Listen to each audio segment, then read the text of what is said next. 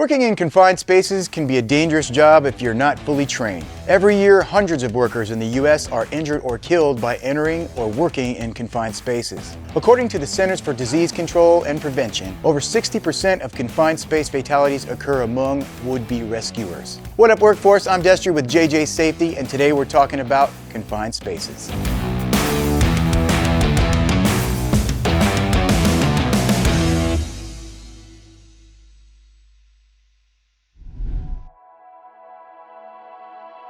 Confined spaces can be deadly. Before entering a confined space, be aware of the following hazards that may be present. Low oxygen, hazardous atmospheres like flammable or toxic gases, engulfment, walls that configure inward or floors that slope downward and taper, and other potential hazards such as electrical hazards, extreme temperatures, poor lighting, and noise.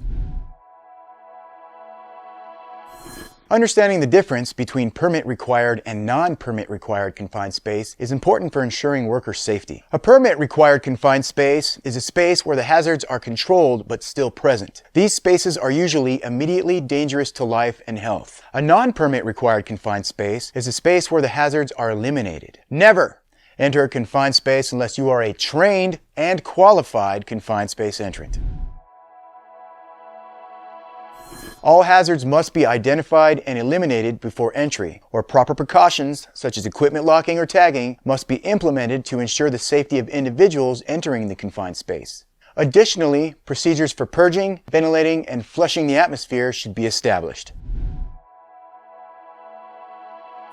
There are specific tools that may produce hazards due to the atmosphere in a permit-required confined space. Welding and cutting produce sparks which can cause an explosion in an oxygen-rich environment. Welding can also produce carbon monoxide, which is deadly. Faulty tools that have exposed wires or overheating motors are additional hazards that could ignite an atmosphere. To avoid these types of hazards, atmospheres must be monitored before entry and as necessary during work operations. The atmosphere in a confined space can change rapidly. Therefore, it must be tested with a monitoring device in the following order: oxygen levels, flammable gases, and toxic air contaminants.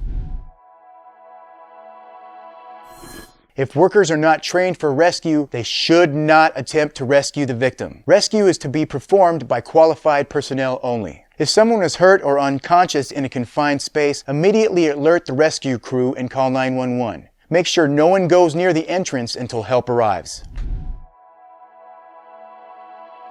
Remember, when working in a confined space, workers must be fully trained. Make sure workers know the hazards before entering and ensure the continuous monitor of the atmosphere as it can change rapidly. Workers must never attempt to rescue another person unless they are qualified in confined space rescue. For more information on this subject, please refer to OSHA's CFR 1910.146, Permit Required Confined Spaces. Always follow your company's policies and procedures.